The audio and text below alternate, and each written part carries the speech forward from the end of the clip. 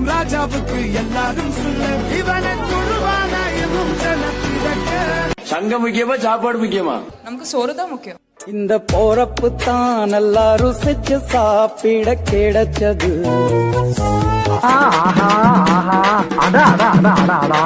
இதெல்லவோ சாப்பாடு. இந்த மாதிரி ஊர் சுத்தி பயவுல நினைச்சியா?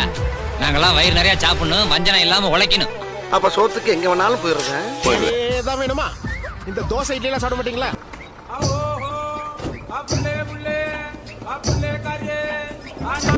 எங்க இந்த பக்கம் சாப்பிடுறதுக்கு இந்த நாட்டுல ஒவ்வொன்றும் ஒரு விதமான பைத்தியம்.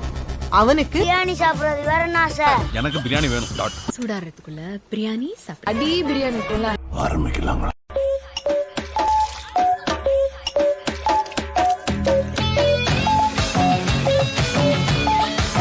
விதவிதமா பிரியாணி சாப்பிடுறது